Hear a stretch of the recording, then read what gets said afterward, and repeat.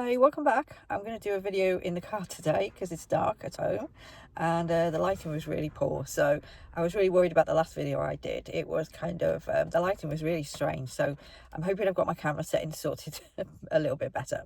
Anyway, before I start, I'm going to be talking about habit drinking today. But I just want to mention, because I always forget, that I've got a school community, 9 Lives Sobriety, and it's basically a community for people to join free of charge and to get help with stopping drinking, or basically there's some tools and resources and some just information that might be useful for anybody who's got who is struggling with drinking at the moment. So go on to the link at the bottom of the description underneath my video and you'll see it there. Anyway, I'm in the car. I've just been out with the dog, and it's the wrong time of the day because I think everybody's walking their dogs, and it's usually really quiet down here, but it's really, really busy. There's cars coming in and out, and all the dogs are going about, and Achilles in the back, by the way, and he's actually looking at all the dogs. So if I have to cut it off, I have to cut it off.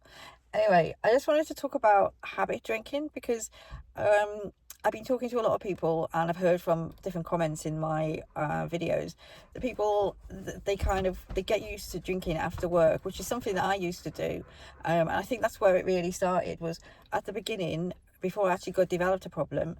I'd always find that coming home from work, with a stressful job or whatever job you've got, you tend to find that it's your time at the end of the day, and you look forward to that time when you can, get changed into your, easy clothes, get in, have your supper or whatever, and sit down and have a couple of drinks, maybe a couple of glasses of wine, or a couple of, I never drank whiskey or anything like that, so obviously, but some people do like a couple of shots of whiskey at night, and or even a couple of, I used to drink beer or cider. So after work, that was kind of like, it's not so much a treat. Oh, the dog's drinking water.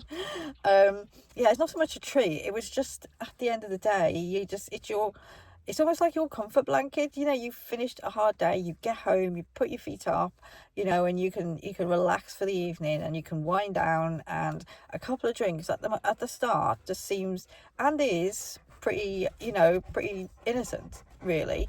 It does no harm at all, and I'm sure that anybody who drinks a couple of glasses of wine or has a couple of whiskeys a night is not going to suffer any long-term serious damage.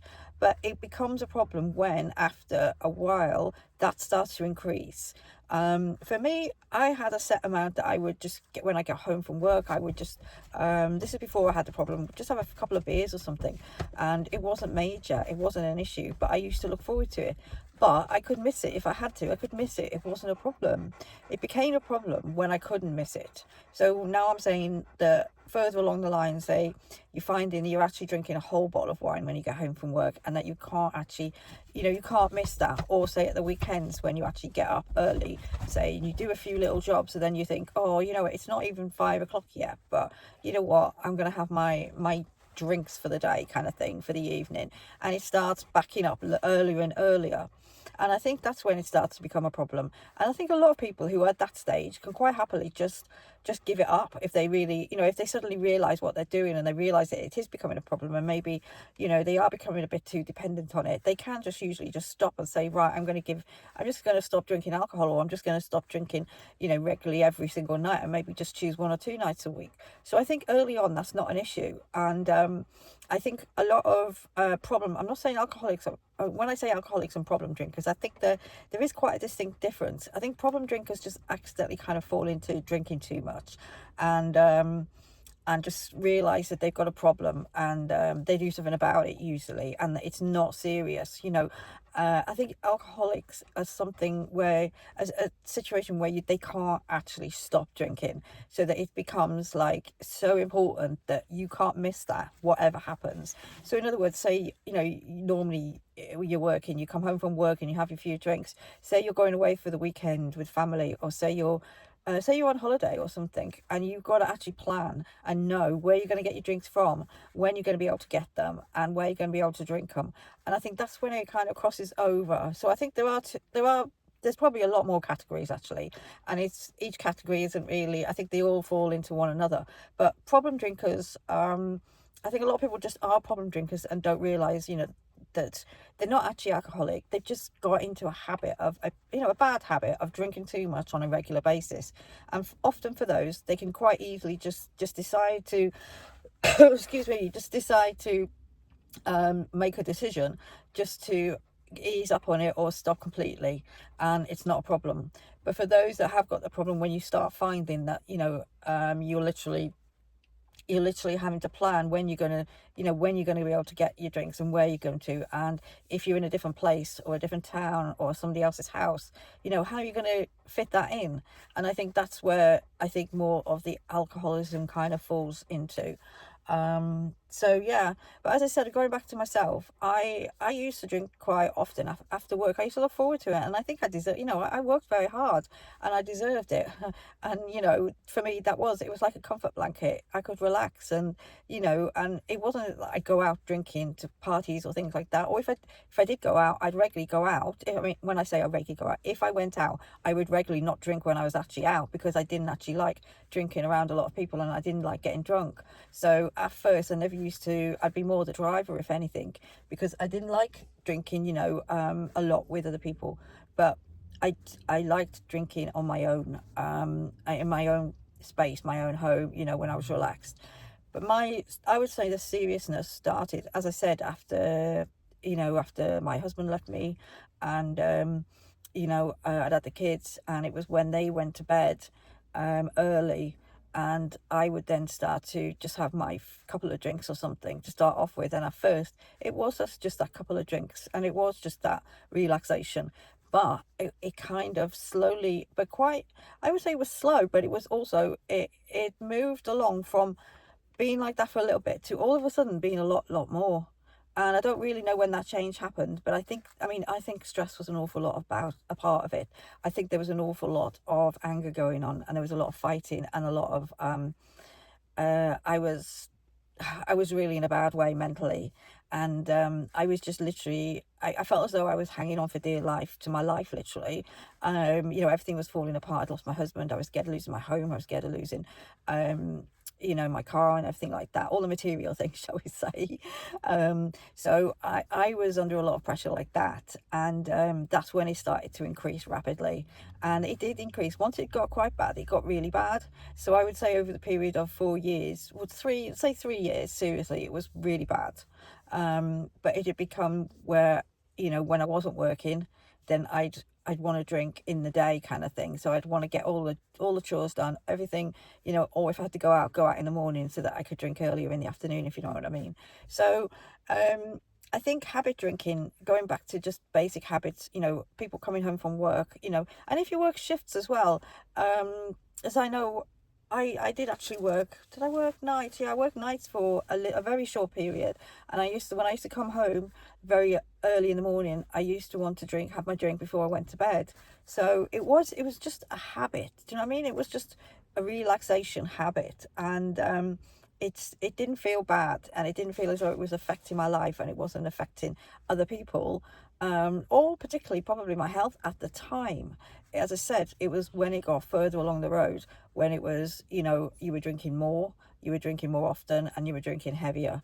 That is when it starts getting dangerous. And when you can't stop, when you realize that you really live for that time, I think you look forward to that time so much, because that is your kind of peace, your own time for yourself. So I just wanted to kind of clarify the difference, really, because I think there are a lot of people out there who just do drink out of habit, and who haven't got maybe a problem.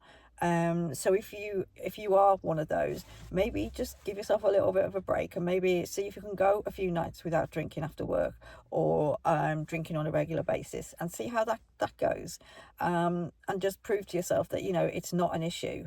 So I mean, if it is, obviously, if you find that you can't stop, or you don't want to, I mean, if you don't want to, I suppose if it's only a small amount, it's not going to harm you. But if it is something that when you go away, you plan, and you are aware of, your mind is automatically thinking, where am I going to get this drink from? What's the next plan? Do you know what I mean? Then yeah, you've probably gone down the rabbit hole a little bit further than you may be expected to. So have a look at it from that point of view and see if you can actually stop. And I've done some other the other videos I've done, mainly about, you know, stopping and cravings and how long withdrawal takes and that sort of thing. So if you want to have a look at those, have a look at, you know, obviously go back and look at all those other videos. I'm just watching, there's so many, there's a van gone past with a load of doggies in it. It's definitely the doggy walking place down here. Oh, are you all right, Achille? My doggy's not been too well. He's been to the vet and he's had medication, and but he does actually seem a lot better. Yesterday he seemed better, and today he seems a lot better, because I was just thinking, oh my god, I can't cope without my dog. And I actually celebrated my 18th year of sobriety on Friday, so that was big for me. But then I was panicking over the dog, so honestly, animals, they worry you so much. They are just like another child to you. Well, they are to me anyway. But yeah, he seems to be on the mend now. I think it might just be arthritis, and I say just arthritis, but to me, you know, it's a lot better than what I thought it might be, because I have lost a couple of dogs before to serious things, and I don't do very well after that. I mean, as I said, when I came out of rehab, I lost my boxer dog Jazz to cancer, and that was literally within 3 weeks of me getting sober. So that was a real upsetting time, but it just proves that, you know, you can get through bad things, sad things, and unhappy phases in your life, you know, sober, because drinking doesn't make it easier. Honestly, it really doesn't. And now, you know, however bad things are, I just don't want to drink anymore. And I think that's the difference now. I feel comfortable anywhere, you know, knowing, even if, like, I work in a bar, I literally feel comfortable because I just know that it is, to me, it is poison, and it doesn't make me feel any better. And I tried so many times to stop, as I've explained in the videos. I tried over and over, and I would stop for a week, and then I would stop for a month, and then eventually I got to do 3 months, was the longest I ever did, you know, trying to stop. And I would always relapse, and every relapse was worse. Every single one got worse. So I just know that once I've picked up that one drink, and that's another thing. A few people have said, oh, you know, why, you know, to other people, why can't they just take one drink? Why can't you take one drink? Well, if you've got that alcoholic brain, then you can't just have one drink, because you probably know that already. Because if you have one drink, you will definitely want another. You know, that brain response will kick in, because basically alcohol rewires your brain, and the only way to get sober is to unrewire it, if you know what I mean, to actually rewire it in a different way, to actually hate alcohol, to actually realize what it does to you, and to actually remember the bad feelings that you had and how much it hurt when you did drink. Because for me, I can remember the pain, I can remember the feelings of shame, the hurt, the hopelessness of it, you know. It was unbearable at times. It was just unbearable to live, and literally I was at the end, I was at the jumping off stage where I wanted to kill myself.